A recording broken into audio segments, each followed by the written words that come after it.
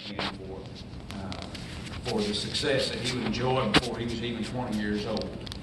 So Rick, you're a great talker, a great storyteller. I want you to tell us what's on your heart this morning. When you think about getting started with Mom and Dad, and then Ralph Stanley taking you under his wing, there's been good times and bad. You start the conversation for us. Well, you said my mom and dad was a big influence, and they still are.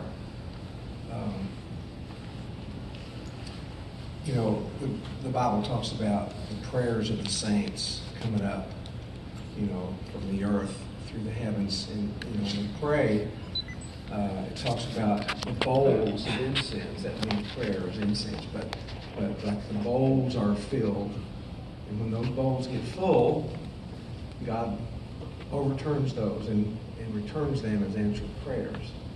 And so I know that my mama, her prayers are still prayers that have not been answered yet. That she prayed for me and for my wife and my children, grandchildren to come. I've got two grandsons, but I know there'll be more.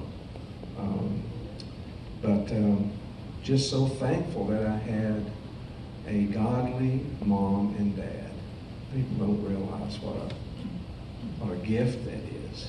To have had that foundation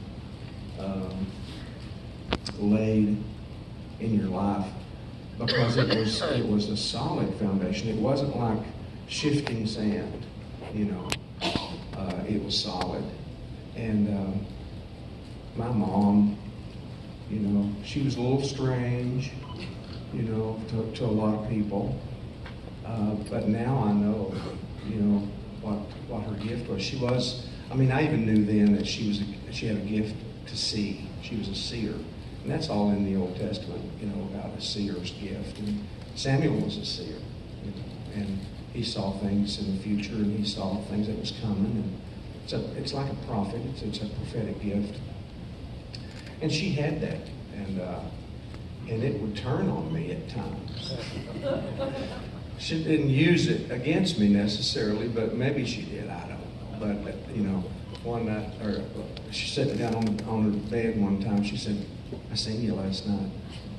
I said, "You did?" "Yeah, I seen what she's doing."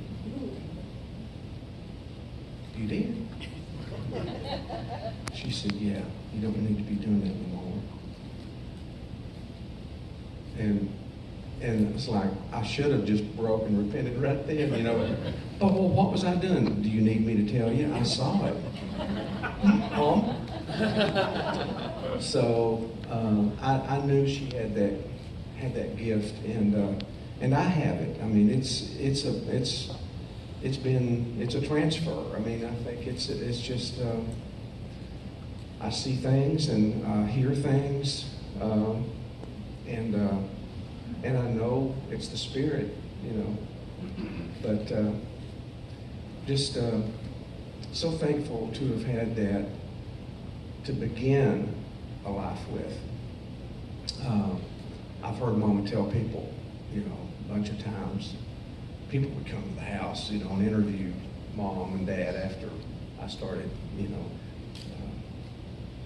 getting a name and all that, and she said, "Well," said, when he was born, said the doctor just smacked him right on the hind end, and said he squalled out, and the doctor said, "Well, Miss Skaggs, you got a healthy boy, and he'll either be a singer or a preacher." And she said, "Well, I want both." And so she marked me right then. It's like, boy, she just lined up with heaven immediately. And so I've been accused of preaching, but I tell people I don't have a license. So that's a bad joke, and it's not true. Anyway, preaching is just telling forth the goodness of God. It's the goodness of God, isn't it, Paul? The goodness of God that leads men to salvation. It's because He's so good. And it's a gift. Oh, it is. Anyway, had a great upbringing, and I was singing around the house, singing harmony with my mom before Dad bought me a mandolin, and because I would hear Mom singing tenor to Dad, and Dad would come home from work, and he was a welder and he traveled a lot, and so I remembered the part that she sung with Dad, and when we go to church and stuff, and I'd hear her and Dad singing together, and they did the little community church house just as a duet, and I'll tell you what, it brought heaven down, and it was just so good, and but I learned to sing listening to her, and I know I said last night that my mom, my dad gave me a love for music, no doubt about it, because he loved Jimmy Rogers, the old singing brakeman. He loved the Carter family. He loved Bill Monroe. He loved, all these, great old country artists and stuff. And of course, he loved old-time mountain fiddling, and he loved the fiddle. He loved old-time mountain fiddling and old-time banjo playing and stuff too. So I had just a smorgasbord, of music that I could just go and dip into at any time. And Dad was really, really great about, like if I just remember,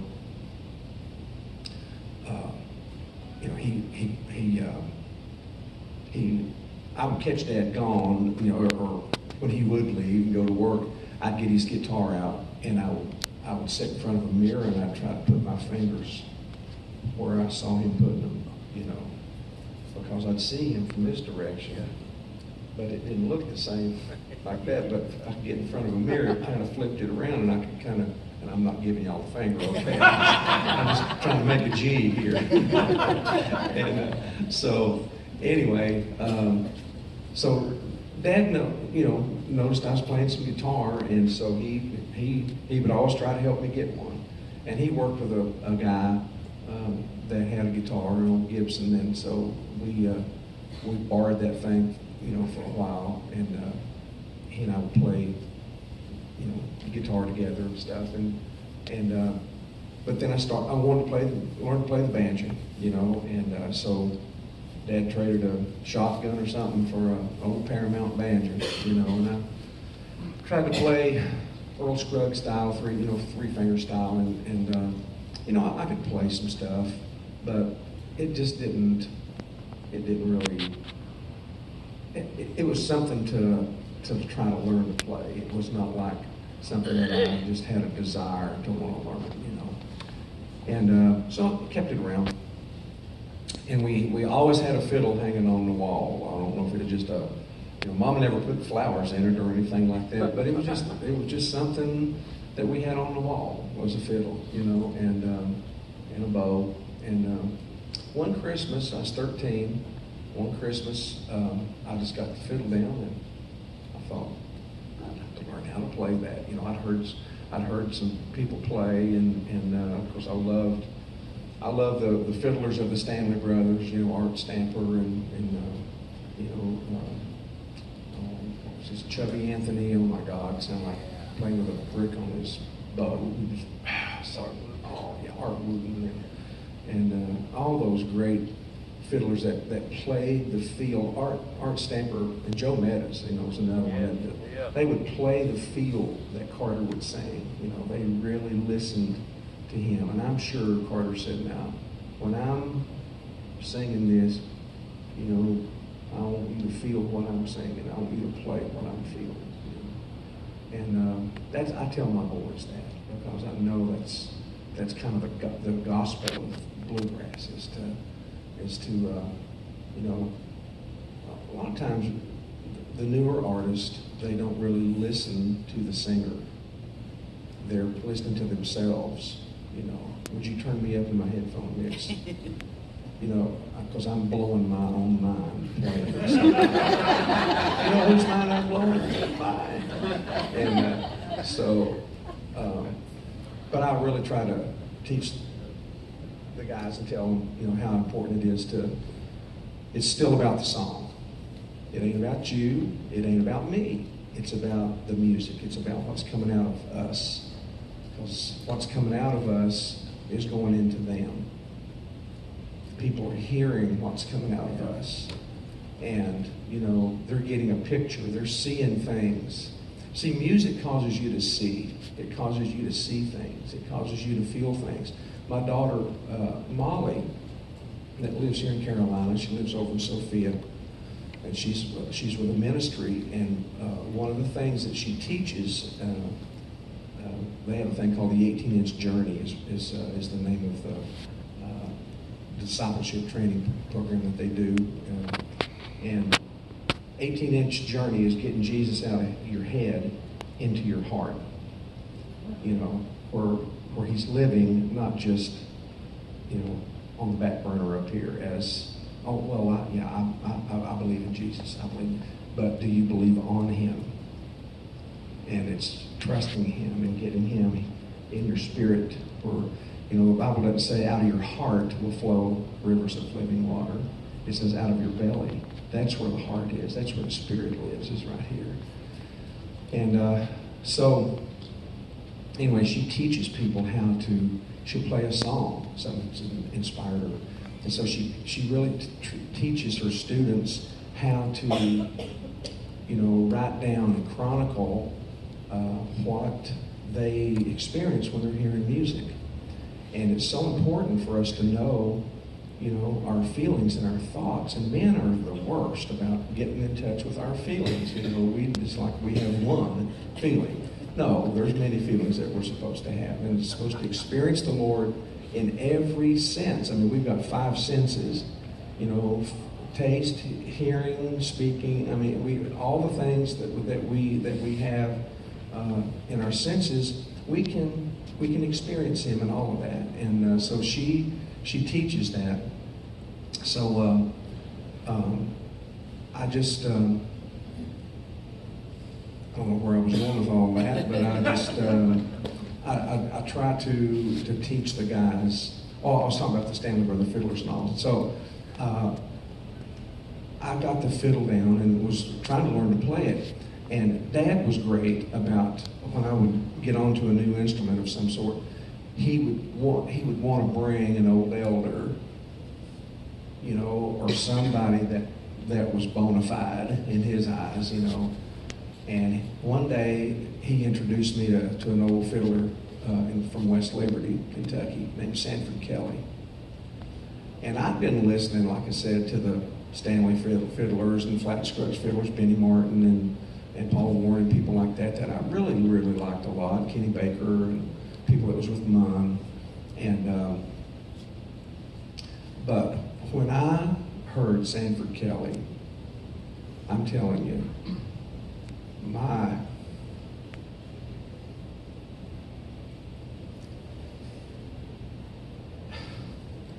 it's like it just, the door opened.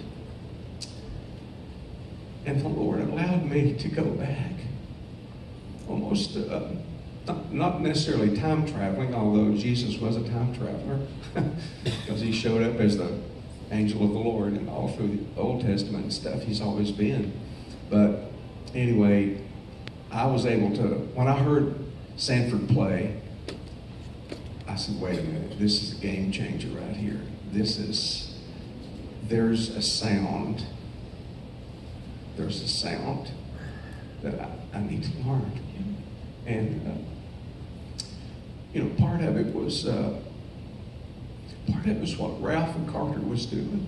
You know, it was that mountain sound, but it was heart. It was heart. It wasn't up here. I think when we play from our mind, it's just intellect. You know, it's almost like, you know, when we read the Bible. The Lord just showed me this recently, and here I'm a knucklehead. You know, I've been trying to read the Bible for years. You know, but the Lord showed me recently, and it's through having Mr. Buck live with us now. He has dementia, and he's leaving us. You know, so a long goodbye. And But I've always tried to honor the fathers, and honor the fathers of music, honor fathers of the church, and Billy Graham and people that I've loved like that. And Joe, am I taking up too much time? I'm sorry, I'm not answering your question. Maybe I'm not, but anyway. But when Mr. Buck came to live with us, it was like the Lord said, "Okay, you've honored fathers. Now I'm going to really give you one to honor in your own house, where it's going to be inconvenient. It's going to disrupt you. It's going to disrupt your way of life, the way you've been doing things. You're going to have to change that." And because I like to get up, the Lord really likes coffee. And so me and him, we get up, and we'll have communion together, not with coffee, but I get a little more sacred than coffee with communion. But he ain't, God is not religious at all. Believe me, he is not religious. And when I say religious, I mean religion is man's attempt to get to God. Relationship is God's attempt to get to us. That's the difference right there. That is the difference. So he ain't a bit religious. He is relational. And so, we have communion. We'll, we just do. And so I like getting up early at 7 o'clock, get up, drag out of there. And on the way into the kitchen, I'll, or to my room where I pray and read my Bible, I'll make me a little coffee and get in there. So, but now, Mr. Buck hears me upstairs walking around, from his bedroom downstairs. So I might get 10 minutes of reading, and then here he comes, And so when he comes up, it's just like, okay, everything has to change, But one morning, he came in and sat down, and we started, he said, "What you doing there?" And I said, "Well, reading my Bible." And so the Lord said, "Just tell him what you've been reading." So I was in John, and so I just started reading out to him. I said, "I'm not going to let this, affect me where I just get up and, so we're going to continue this, So I started reading to him, and he went, "Oh, praise the Lord. Oh, I believe that." And Mr. Buck has always been such a Christ-like man, and everybody in the world loves him. And but he's not always, he doesn't always know us. And sometimes he calls me Sharon, that woman that lives here in this house. And he'll tell her, I want to go. I need to talk to my girls. I need to call them. And she'll say, "Dad, now which girls are you talking about?" "Well, Sharon and Cheryl. I need to call them." And she'll say, "Dad, I am Sharon. I'm your girl. It's me. Sharon, you're living here with me and Ricky now. This is our house. And you're here." And it used to just, bother him. He'd cry. He'd forgot us, for a minute he'd cry. But now he's gotten to the place where it's like, oh, okay. It doesn't, and we don't need him to cry when he makes a mistake like that. We don't need that. But anyway, I was reading the Word and to him that morning, and the Lord really showed me something. The Lord said, when you read the Bible and you're just reading it quietly, it's feeding your brain, it's feeding your intellect.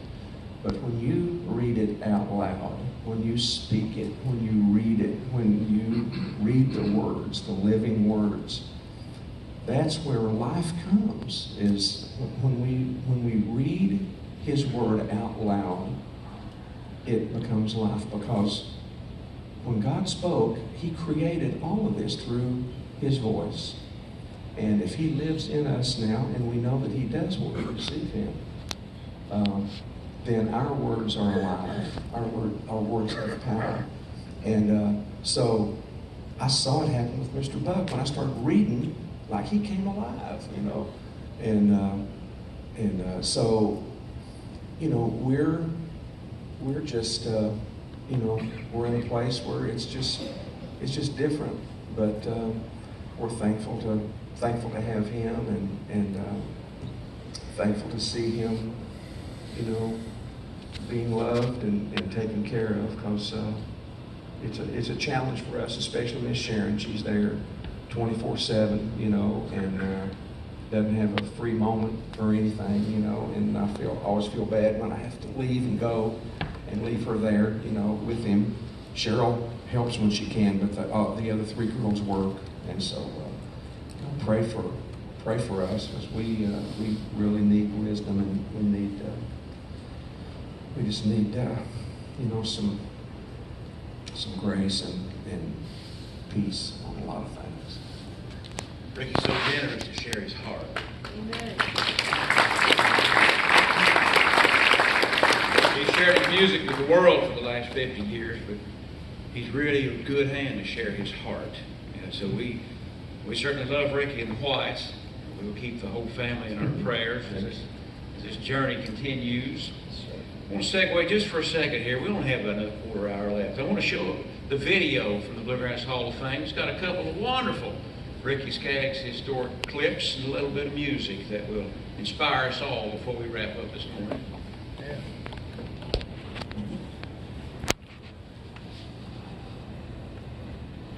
That's got a world scrub. That's real fine. That's just like a good Martha White biscuit. You can't beat it, I'm telling you. World scrub.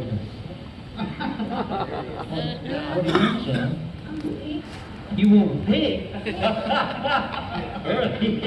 He's drawing back here with his mama and says he wants a pig. What do you want? Take him right over and let the mic is pushed down behind his side. What do you want, pig? Hold down, pig. Hold it down, space. Let you.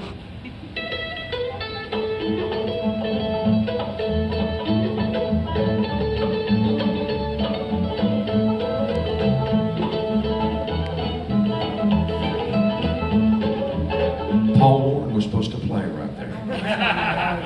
Todd comes from the state of Kentucky. He's been with us now a little over a year. Does a real good job. His name is Ricky Skaggs, and on the guitar beside of him comes from around the same part of the country. His name is Keith Whitley. Let's give the both of us a nice hand.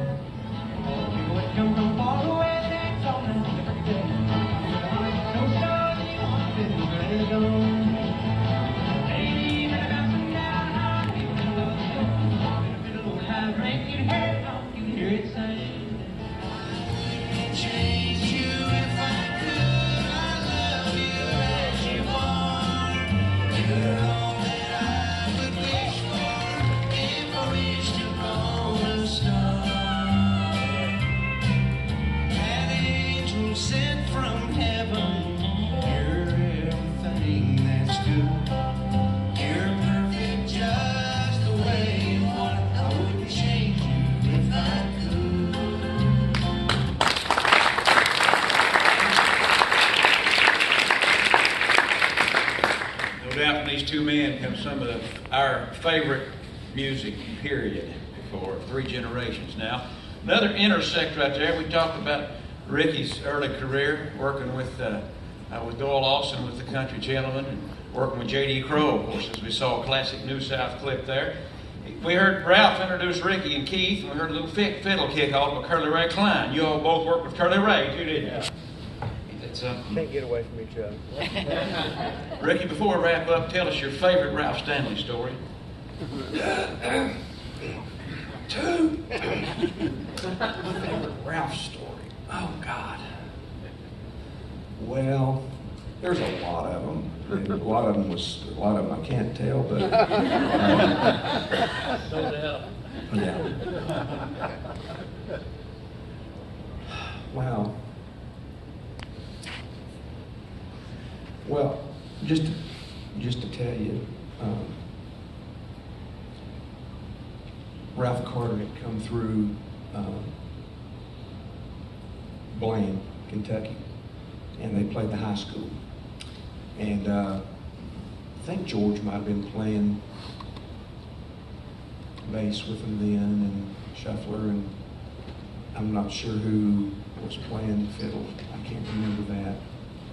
But I remember I had met Carter and Ralph a year or so after I'd done the Flat Scruggs thing, the TV thing was 7. And so when we met Ralph and Carter, and they invited me to play with them that night. My dad brought me backstage, and so I played in Olivefield at the theater with them, and or Prestonsburg, I think, was the first one. And then he said, "Come up to Olivefield tomorrow night, and we'll put him on," you know.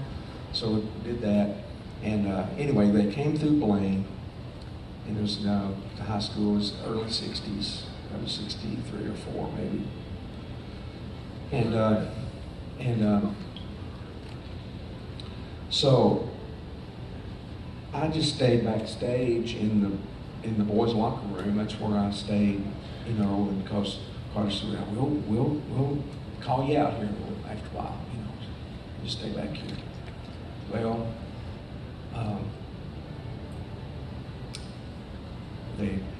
Carter would come back and he'd go into the shower stall, you know, and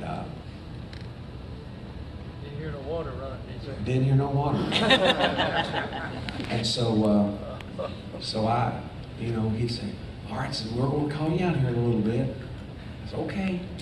Sitting back there with my mandolin, you know, and so after a while, Ralph would come back. He'd go in the shower stall. No water running. Nobody using the bathroom. What's going on in the shower?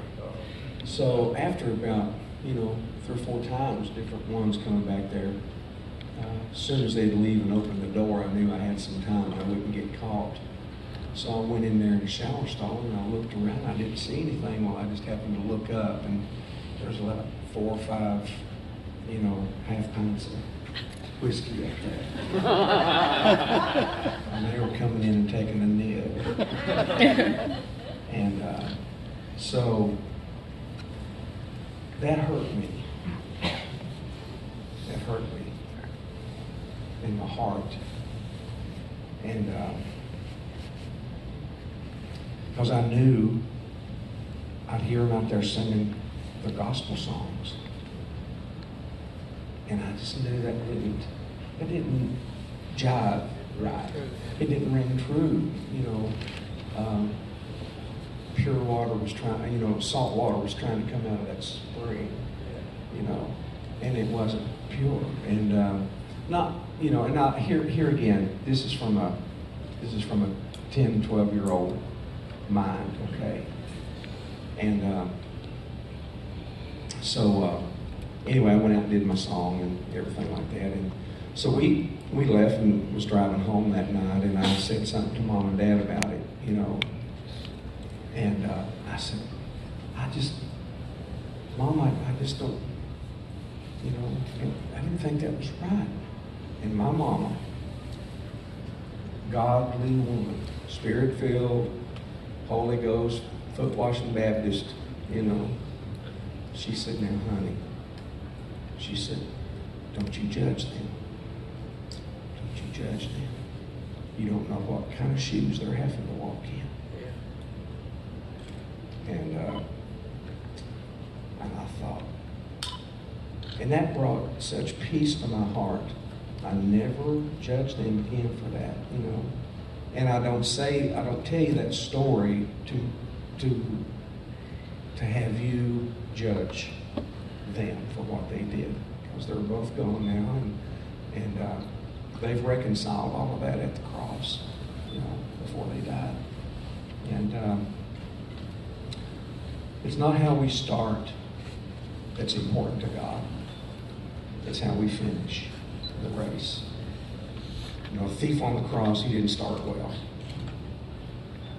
but he ended well. And me and Gordon Kennedy have just, we've been writing on a song, and I'll read you some of the lyrics that are speaking of the thief on the cross.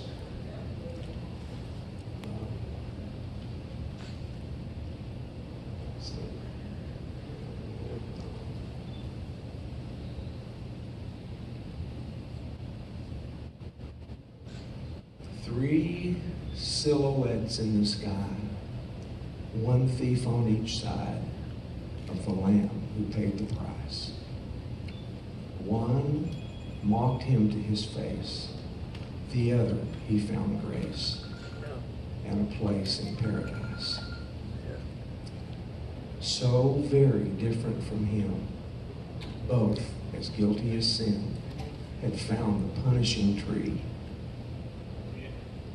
One still would have no part. The other opened his heart. Which one will you be?